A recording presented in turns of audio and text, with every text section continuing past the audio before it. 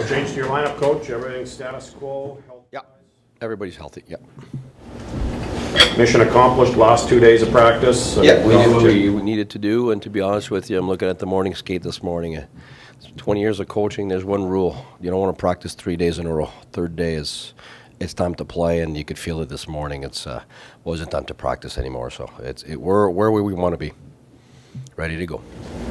How much do you show video of the last time we played Pittsburgh, or like as a coaching staff, like is that too negative to show them clips from the last game, or is it something that you would give up 8 goals? Yeah, it really is a case by case. It depends. Sometimes you don't want to touch it. For instance, the game in Anaheim, you take that game and you just shove it as far as you can in the garbage somewhere, and you never look at it again because there's no use watching that.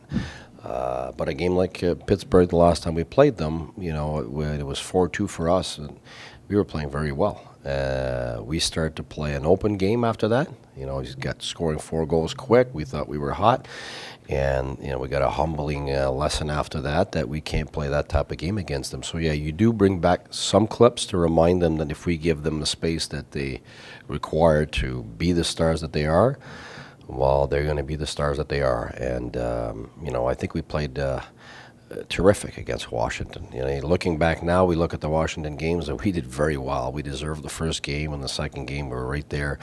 And they're beating everybody right now. So we have actually played pretty good since we came back. It's just we haven't had, in those 4 games with the Rangers, the result that we wanted. And we got to play that way defensively. And offensively, we have talked about our drive at the net and our bulldozing and the relentlessness that we need to do to get the goals. We did it last game. So hopefully we're able to join those two and give Pittsburgh the best game that we can. They will give us their A game. I mean, there's really nothing now to help us in terms of circumstances. They lost last night, so they're not coming here for their B game. Their #1 goalie's back. So we're getting their A game tonight for sure. At home, you're usually looking for a matchup against their top line. Yeah. Which is Pittsburgh's top line? That's what we were discussing yesterday. We're looking at, you match Crosby, or you match Malkin, or then you match Kessel and Kunitz. I think in the end, whoever plays against whoever has to do an outstanding job of making sure they don't have space. And you're right, it's very tough to match. I mean, you put Sidney against anybody, he'll make anybody look good. And then Malkin, I think when he's on, is still one of the very, very best players in the league, and he's so big and can handle the puck and protect it that it's tough to play against. And I think their depth, you know, aside from their star quality players, their depth, you know, in the playoffs last year, I think just really made the difference. And it's the same this year. You know, they beat us. You look at their depth and their rust, and those guys, they scored against us, and that's what happens with those teams. Those teams at the top, they've got a depth that wears you out.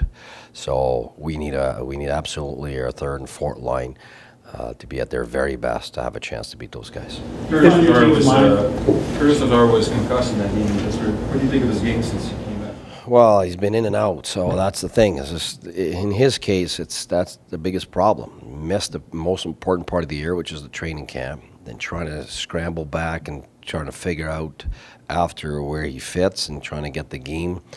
And so now he fits where he is right now and has to build it from there. He has to be a great fourth-line guy that's going to give us momentum, physicality, first on puck, speed, give us some shots and momentum, and be able to play on our penalty kill and build it from there. And that's where he's at. Would you ever consider giving him like a shift or a couple of shifts with the? He's had it. On the top line? He's had it. Has he? Yep. My bad then. How about the power play? There's just guys ahead of him. I'm just thinking, like, you want to get him going. You know that once a guy gets one, sometimes. Yeah, but this business is not about hoping somebody does the job. It's about somebody deserving to do the job. And right now, he has to deserve it 5-on-5, and then we'll move on from there. And PK, penalty kill. That's where he has to do the job. Before he takes Brassard's job, or Turris's job, or Stone's job, or Zingel's job, and those guys' jobs, he has to do the job in other ways, and then we'll move on from there. I wasn't suggesting take it, just borrow it. Well, if we were allowed to put a 6-man in, that'd be great. Then I don't have to take out the guys who deserve to stay there and put them in. I'd love to do that. But no, that's where he's at right now. He's had to battle back to find a niche and a spot, and it's the same on defense. You know, I'd love to put Clayson in, but it would be unfair to take out one of those 6 guys that don't deserve to be taken out just to hope that this guy. That's what I never want to do. I've done that in the past as a younger coach, and it takes you in the wrong direction. It's about deserving, and if guys don't deserve it, if there's an opening because players have showed that they're not doing the job consistently, and that person deserves it, then that's different.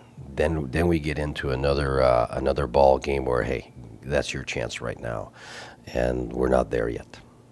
Hopefully we get there. I want to get there. I do. So I don't know if that answers the question, but I want to get to the point where he's solidified the basics so we can move on.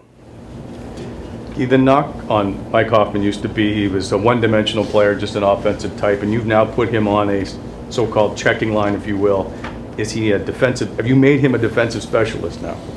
Well, I can't say we're there yet, but we're definitely way ahead of what it was before. You know, and if you look at the history of great players such as Steve Yzerman, that's exactly what happened. You know, he was in a situation, he was a 50-plus goal scorer, and for his team to become a winning team, you know, he became a third liner that was matched against top lines and could play against the better players for all the reasons that I think, you know, are what we are today, you know, with Steve Yzerman becoming an icon and so on. And I was certainly in a great place to learn about all that. I had all the inside stories and the whys and how difficult it was at first to accept and so on. But I think that's where Detroit started their dynasty, and I mean, they still live the impact of that today. Is that they've built in a team where top players are great two-way players, and that's why they've had this success. They've made the playoffs, you know, 27 years now or something like that.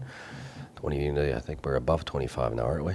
Anyway, yeah, somewhere around there. So, yeah, and you know, you look at Pittsburgh last year. You know, Sidney from Christmas on was an unbelievable player in two ways, and that's where the game is at right now. It's you can't just have offensive guys or you can't just have defensive guys. They got to become great at both, and I think Mike has an opportunity now to continue growing in that respect. And he did a very good job last game, and so there'll be games. Maybe tonight, maybe another night where he's going to be asked to play that role. It doesn't mean he doesn't attack. He doesn't. I mean, he still does his thing, and I think he's a great power play specialist. We finally have him at the spot that I had him in junior. That's how smart I am. I should have done that from the beginning. But I think Mike, it's like all the younger guys, is asked to play a big role on our team, and I think that there's room to grow there, and I think he's growing, so we're going to keep on growing that.